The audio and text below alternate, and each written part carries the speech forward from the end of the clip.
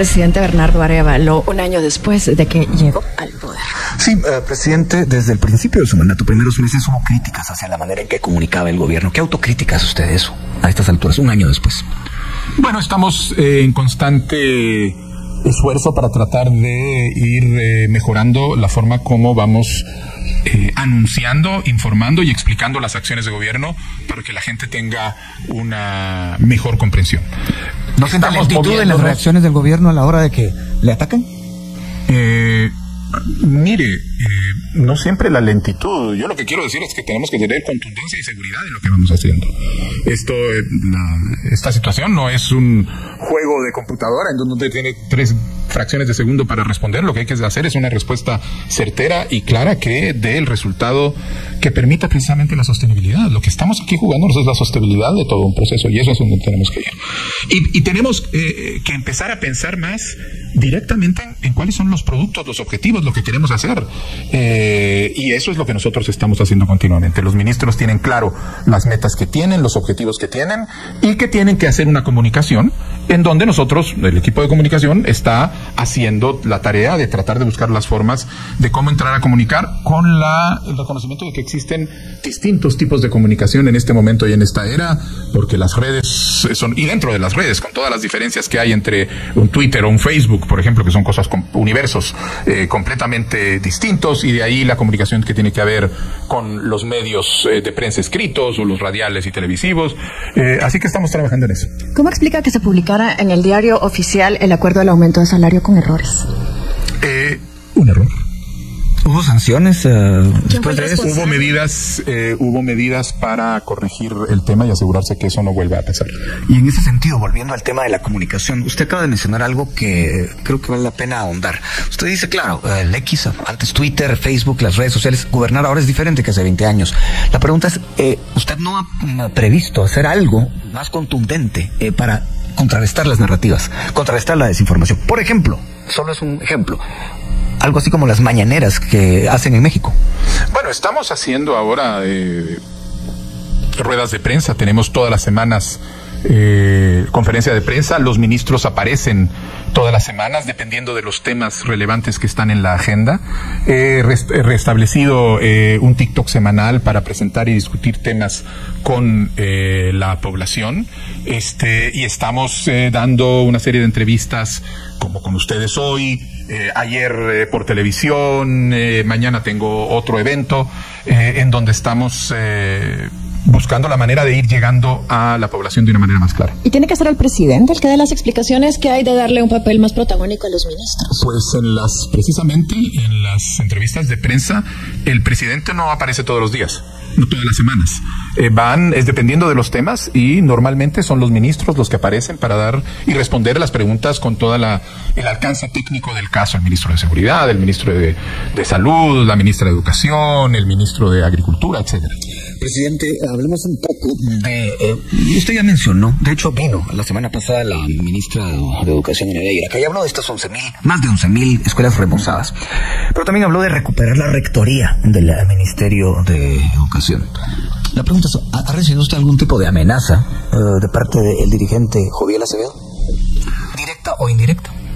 Mire, yo no he recibido ninguna amenaza. Hay amenazas que se han proferido en distintos niveles en contra de la ministra. Él también ha hablado en contra mío, pero en fin, son detalles dentro de una situación en donde nosotros estamos claros qué es lo que hay que hacer, y la ministra avanza con su programa de una manera impecable. Por eso le decía si de manera directa o indirecta, porque la indirecta puede ser, si usted no hace eso, salimos a la calle. ¿Qué opina de eso? Bueno, pues ya han salido a la calle, han hecho convocatorias, nosotros seguimos adelante. Retomando el tema del remozamiento de las escuelas, ¿cuán profundos fueron los cambios que se hicieron en los establecimientos? Bueno, empecemos, Beatriz, usando la palabra, nosotros los llamamos remozamiento, porque eso es lo que son. No es una remodelación ni es una construcción. Es un remozamiento, y lo que estamos haciendo es tomando el presupuesto para lograr que abunde y que cunda. Tenemos 36,000, más o menos, escuelas en todo el país. Y la tarea es empezar a permitir que en cada una de esas escuelas se vayan solucionando problemas que no habían sido atendidos históricamente.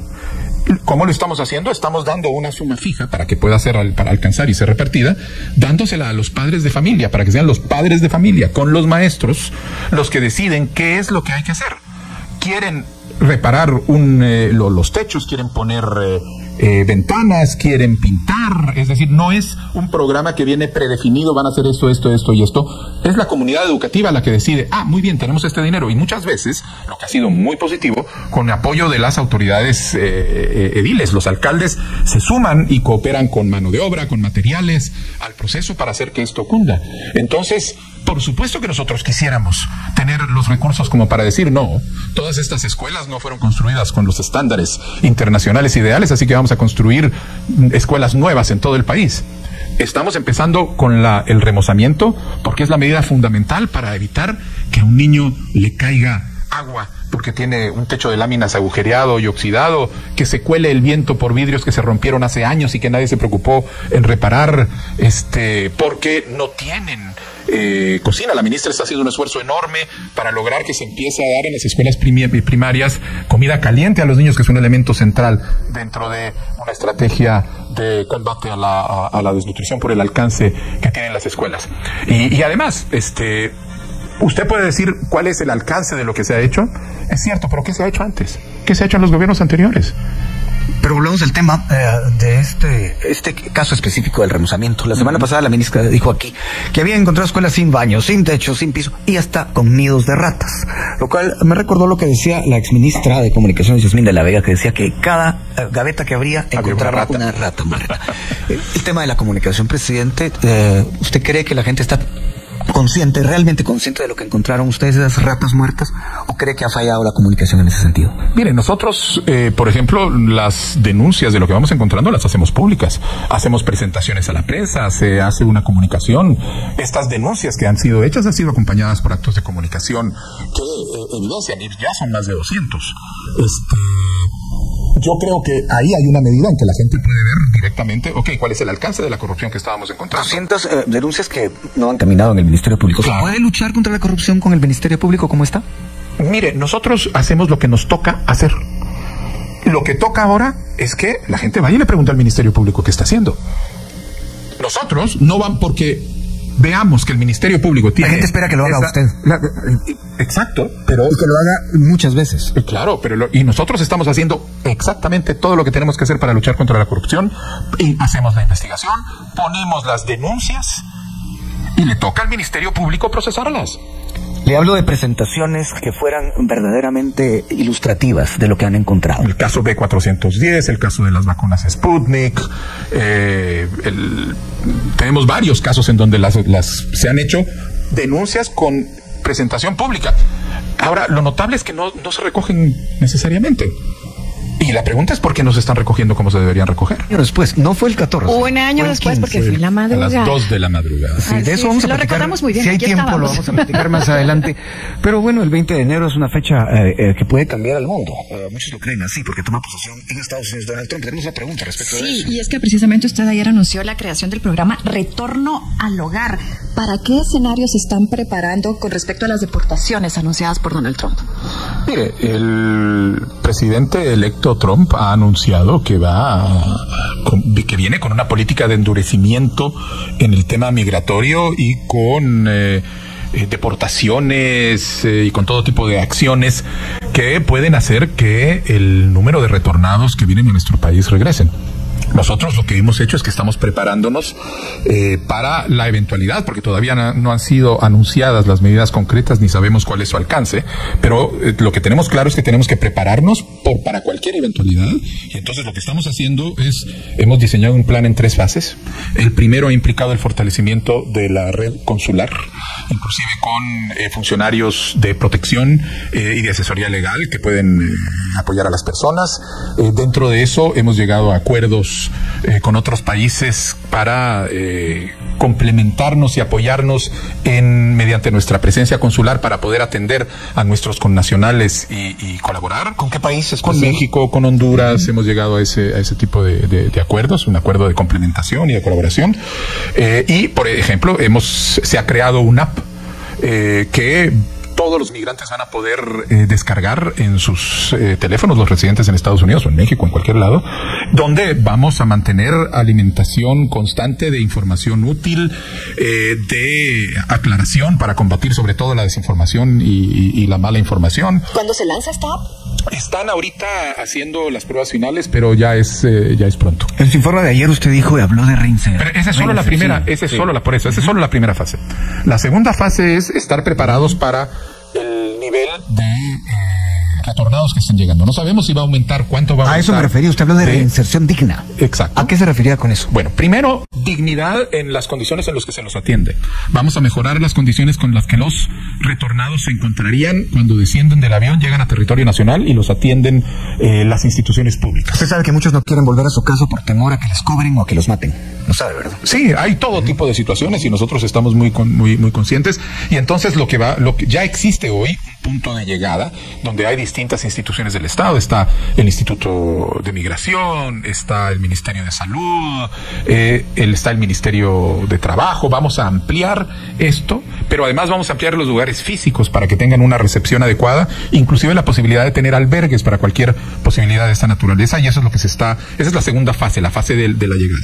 Y la tercera es montar un mecanismo mediante el cual logremos identificar, por ejemplo, capacidades, habilidades que tienen los retornados, que de alguna manera faciliten su reintegración laboral en Guatemala, pero además con posibilidades para que puedan certificar habilidades. Entonces, entre el Ministerio de Educación o el INTECAP vamos a tener mecanismos para que quien tiene experiencia de haber trabajado 10 años en instalación de pisos, por ejemplo, pueda certificarlo y ya con eso tener un documento que le va a servir para la búsqueda laboral. ¿Quién está a cargo de eso, presidente? La autoridad migratoria está viendo todo el diseño de todo esto. La autoridad migratoria la dirige la vicepresidenta. Ella está a cargo de las fases de inserción y reinserción, y el Ministerio de Relaciones Exteriores de toda la fase de ampliación consular. ¿Mejoró la relación con la vicepresidenta? Sí, tenemos una buena relación. Se hablaba de que había distanciamiento, Mire, lo que tenemos es ámbitos. La vicepresidenta trabaja duro en sus áreas que tiene la responsabilidad del gabinete económico, el gabinete social. Se quejó la vicepresidenta que no le avisaron de que había llegado residente al Palacio Nacional de la Cultura Pública. Yo creo que ese fue un chiste que ella hizo que la gente malinterpreta. ¿Fue un chiste entonces? ¿No iba en serio eso de que pasó por mi oficina y no me avisó nadie? ¿Así hay que tomarlo como un chiste? Mire, no sé, pregúntele a ella. ¿Es una relación cordial la que Tenemos una buena relación, hemos tenido reuniones de trabajo, hemos estado hablando de los temas que vamos a hacer, así que es una relación funcional de trabajo. Retomando el tema de los migrantes, usted los llamó ayer héroes anónimos. ¿Qué hacer para que se les revalorice? ¿Qué hacer para que sus inversiones rindan más frutos en este país? Bueno, esa es parte de lo que nosotros hemos planteado. Primero está todo lo que se quiere hacer con el proceso de reintegración. Por ejemplo, parte de lo que nosotros sabemos es que a medida y dependiendo de la forma como se lleva a cabo esto, porque tampoco tenemos claro cuál es el alcance de la política que van a tener, no sabemos, por ejemplo, si va a empezar a llegar gente que tiene muchos años de estar en Estados Unidos, que tiene negocios, que tiene propiedades, que ha invertido en Guatemala, gente que puede beneficiarse de algún tipo de los mecanismos de crédito que nosotros tenemos, de primera vivienda, apoyo a pequeña y mediana empresa, crédito de producción agrícola. Todo eso va a estar también ubicado en términos de información en este punto de llegada para que ellos tengan claro cuáles son las posibilidades que tienen, y esa es una primera medida para poder apoyar. Pero estamos viendo con el crédito hipotecario nacional mecanismos mediante los cuales se puedan crear espacios donde los residentes guatemaltecos en el exterior, ya sea que retornen o los que permanezcan en Estados Unidos, puedan lograr que sus remesas sean invertidas en proyectos de desarrollo y no exclusivamente en consumo.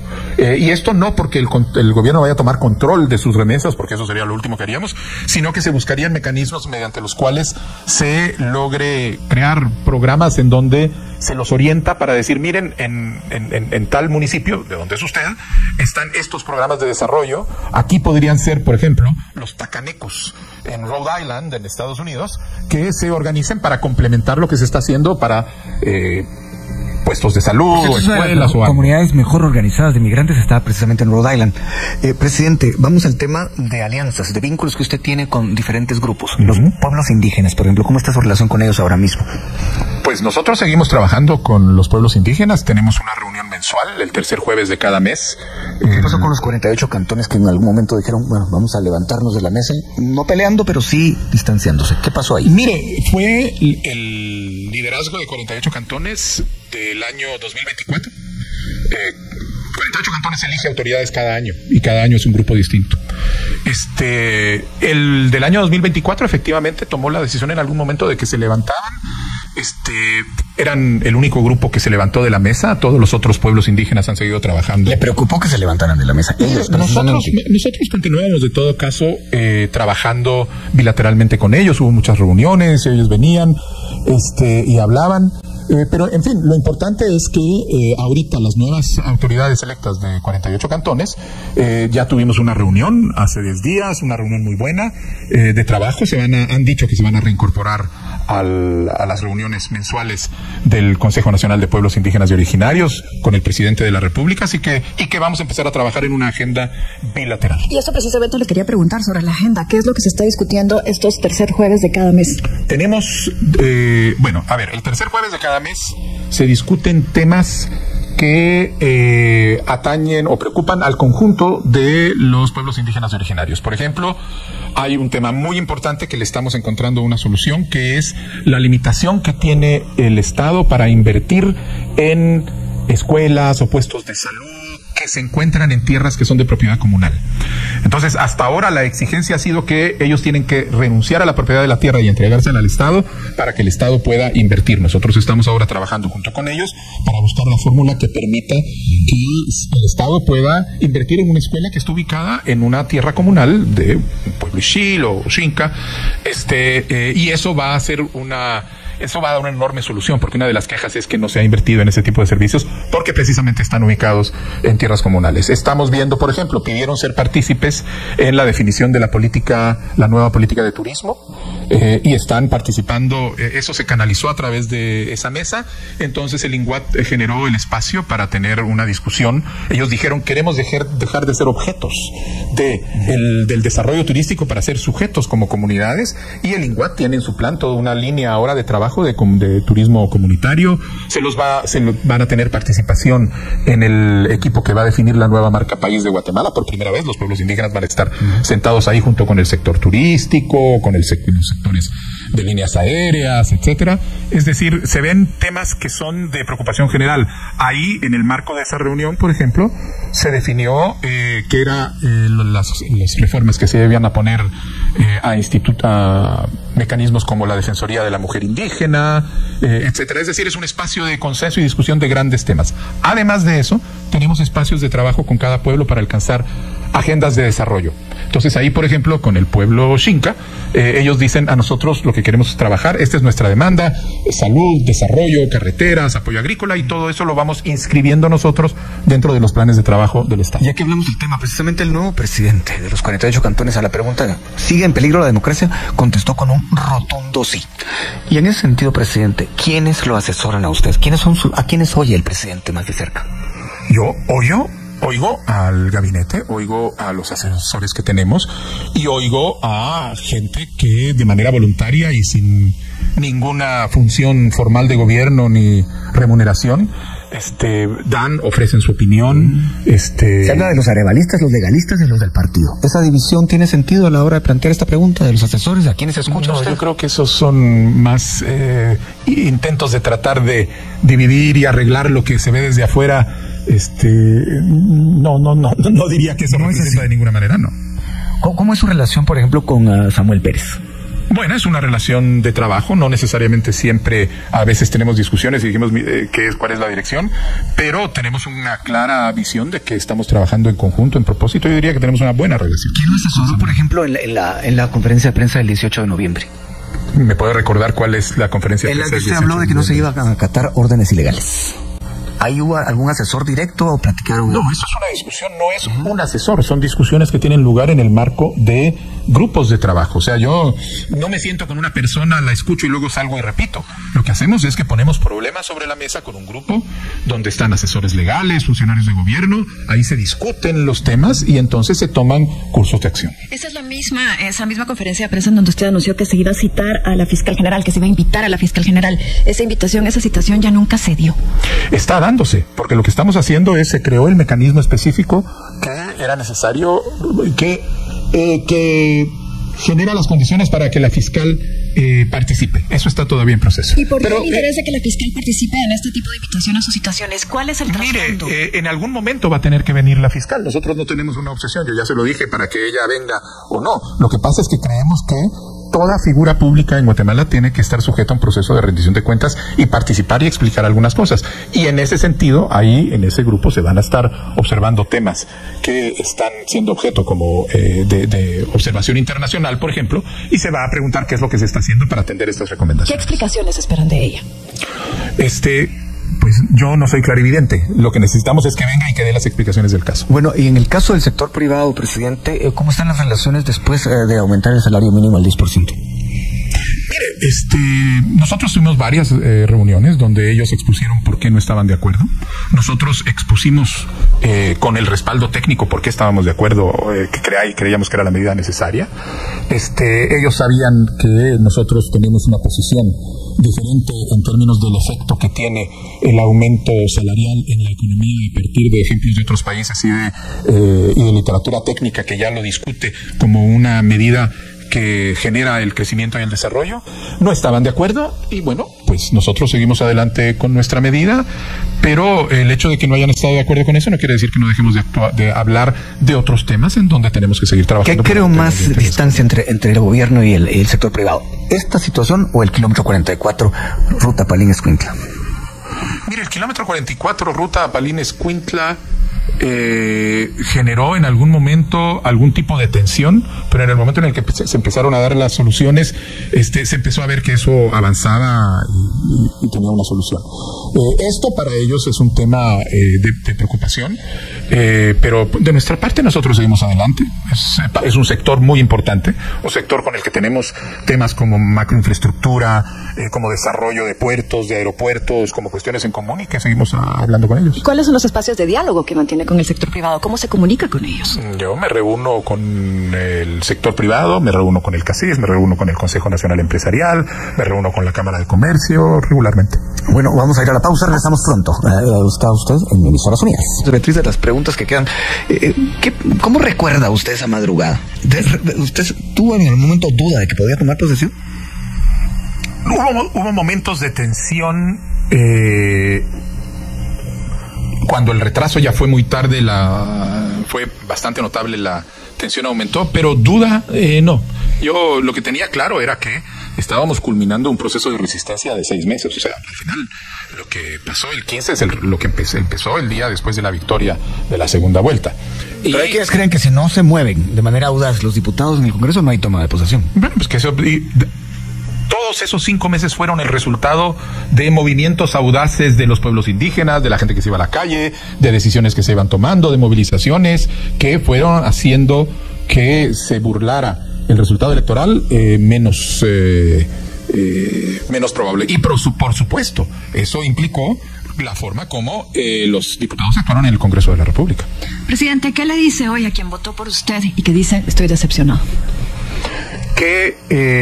Bueno, primero tendría que saber por qué está decepcionado. Si está decepcionado porque no entro a sacar a sombrerazos a alguien fuera de la ley, a la fiscal, a la fiscal o a cualquier otra persona, yo tengo un compromiso, y eso fue siempre, de actuar en respeto a la ley y a la Constitución, y creo que es fundamental que lo sigamos haciendo, que no descansemos en el proceso.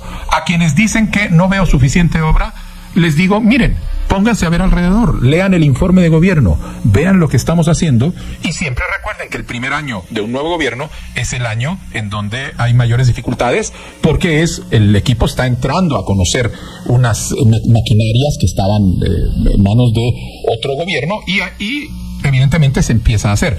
Miren lo que vamos a hacer en este segundo año. Bueno, eso es lo que vamos a hacer. ¿Cuál es el momento más doloroso de este año para usted? El momento más doloroso. ¿Ha habido algún momento en que usted realmente se sintió golpeado por algo? Cuando nosotros estábamos solicitando las medidas de emergencia para el caso de los incendios o de los deslaves, y el Congreso de la República en ese momento no nos los daba. Nosotros lo que estábamos buscando eran los recursos de emergencia para poder atender a las necesidades que había, y por razones políticas eso no funcionó. Eso fue doloroso. Bueno, hay cosas dolorosas. Por ejemplo, ¿cuánto pesó o está pesando, según usted, haber perdido a Francisco Villagrán de León? El fallecimiento de uno de sus asesores más cercanos. Mucho. A nivel personal, era un gran amigo, era un gran asesor, una pieza que era muy importante para nosotros en la construcción de la relación con los Estados Unidos, con la Organización de Estados Americanos. De hecho, nosotros tuvimos un embajador ante la OEA porque se movía conocía a Washington perfectamente. Nos pesa mucho como gobierno, y me pesa a mí mucho como amigo. Dice usted que los hospitales están abastecidos en un 92%. ¿En qué contribuye el contrato de la UNOPS con ello? La UNOPS lo que hace es que es una institución que se dedica a afinar mecanismos logísticos que permiten resolver este tipo de grandes proyectos dentro de gobiernos. Se han usado en distintos lugares, y además es una organización que no tiene un tema definido, sino que sencillamente responde a las necesidades de gerencia, construye hospitales o puede hacer otro tipo de cosas. Nosotros ya vimos cómo funcionó eso en el caso del ICS en Guatemala. ¿Abarata costos? Muchísimo. Usted ya ve, en el caso del ICS, no recuerdo el dato en este momento, pero el ahorro fue de más o menos 30 y pico millones de dólares en 2 años de funcionamiento del mecanismo de compra de medicinas que ellos tenían. El problema es que luego no lo repitieron, precisamente porque los mecanismos que ellos introducen lo que hacen es que impiden la corrupción, porque son mecanismos que promueven la transparencia. ¿Su hermano tiene algún tipo de relación con ese contrato de la UNOPS? Con ese contrato, ninguno. Mi hermano es funcionario de la UNOPS desde hace muchísimo tiempo, 15 años. Ha sido representante de UNOPS en distintos países, en Honduras, en Haití, en Costa Rica, y ahora ha sido nombrado como representante de UNOPS ante la FAO en Roma. Y desde el comienzo no ha tenido ninguna participación en la oficina de Guatemala. Así que no ha tenido ninguna injerencia. Hay quienes preguntan cuán posible es que a un plazo corto baje el precio de las medicinas. ¿Qué dice al respecto, presidente? Ese es nuestro objetivo. Nosotros ahorita, en el términos de las medicinas, nuestro primer objetivo es alcanzar, mediante este arreglo, el abastecimiento de la red pública de salud. Lograr que los hospitales, los CAPS, los puestos de salud, tengan el medicamento necesario para poder atender a la población. La segunda fase es lograr que esta población, estas medicinas a esos precios estén a disposición de la población mediante la red de farmacias. Hay unas farmacias que ya existen, que se llaman PRUAM, que trabajan con acuerdos con el Ministerio de Salud. Ampliar, garantizar que en cada municipio del país exista una farmacia, y que en esa farmacia la gente pueda ir a comprar medicinas a precios que no son subsidiados, porque nosotros no estamos haciendo un proceso de subsidio, sino estamos haciendo la compra de manera en volúmenes y de manera transparente, lo que permite colocar precios reales en la mesa. Eso se va a ver en la segunda etapa, que esperamos seguramente en el año entrante. 2025. ¿Cuándo se va a ver, según usted, según los cálculos que le dicen sus asesores y también me imagino el nuevo ministro Miguel Ángel Díaz, cuándo se va a ver una mejora notoria en las carreteras? Tomando en cuenta que hay recursos y que se supone que ahora hay que ejecutar. El plan que va a presentar él va a tener metas y objetivos muy claramente definidos, en donde se va a poder ver cuántos kilómetros de carretera primaria son el objetivo de este año, cuántos de carretera secundaria, cuántos puentes vamos a hacer. El equipo está proponiendo un programa especial para asegurar mantenimiento de puentes, para que no pase lo del Nahualate, que es sencillamente el producto de la falta de mantenimiento preventivo. Entonces va a haber un programa especial para dedicarse al mantenimiento preventivo. Es decir, en ese plan va a estar todo claramente definido, y la gente lo va a empezar a notar. De hecho, Anecdóticamente, en los últimos 3 días hay gente que me ha dicho, primero, que ya se ve cómo chapearon la carretera de Palín-Escuintla, que ya se ve que están trabajando ahí, que ya hay señalización en la carretera al Salvador, en otros lugares donde no había señalización. Es decir, ya se está moviendo el ministerio y se van a empezar a ver los resultados. Presidente, ¿está dispuesto a jugarse la vida por el país? Yo creo que le estoy haciendo todos los días, y esa es una premisa fundamental que tiene que tener cualquier presidente, cualquier persona que acepta un cargo de esta responsabilidad. Cuando usted dice que lo hace todos los días, ¿usted está consciente de que, por ejemplo, usted podría salir al exilio? ¿Podría, incluso como dijo José Rubén Zamora, terminar en la cárcel? ¿Sí? ¿Las cosas van como van? Sí, mire, nosotros teníamos durante la campaña, y más que la campaña, durante la transición, nosotros tuvimos noticias de planes de atentados que fueron claramente identificados, que nos vinieron a avisar. Inclusive el primero fue el día de la victoria de la segunda vuelta. En ese momento entraron y hubo informes que venían del Ministerio Público, de una unidad que estaba trabajando con extorsiones, que había identificado una serie de cuestiones, y de esas tuvimos varios avisos alrededor de planes de magnicidio. Acuérdense que en esa época, meses antes, habían asesinado a un candidato presidencial en el Ecuador. Villavicencio. A Villavicencio. De manera que sí, es algo que uno siempre tiene en mente. Yo soy hijo del exilio. Mi padre tuvo que vivir más de 20 años fuera del país como resultado del paso que había dado para hacer lo que él creía que tenía que hacer en este país, y que lo hizo muy bien. Así que siempre ha sido muy claro que el exilio, la muerte o inclusive la prisión, en cualquier caso, es uno de los destinos que nos pueden esperar. Ya que menciona a su papá, ¿hay algún consejo que usted haya recibido de él que en este momento le esté sirviendo permanentemente? Uy, muchísimos. Estoy releyendo sus libros, estoy escuchando comentarios y conversaciones que teníamos en determinado momento, pero yo creo que lo que más sirve, Luis Felipe, es el ejemplo. Él es una persona que vivió con sus convicciones firmes hasta el último día de su existencia, y vivió satisfecho, tranquilo consigo mismo y feliz, y ese es el mejor ejemplo. Yo por eso ayer mencioné en la intervención en el Congreso la importancia que cada día es una demostración de la importancia de mantener las convicciones precisamente frente a los atajos que se presentan ante el ejercicio del poder. Atajos, los describió como tentaciones. Usted dijo atajos que se ven como tentaciones. Esos atajos en temas económicos o en temas de política autoritaria o destituir a la fiscal sería un atajo. Todo lo que no cumple la Constitución y la ley es un atajo. Presidente, gracias por haber estado acá en nosotros. Felipe. Y bien, hasta acá el video de hoy. Recuerden que ustedes tienen la última opinión que pueden dejar acá abajo en la cajita de comentarios. Dicho esto, nos vemos hasta el siguiente video. Adiós.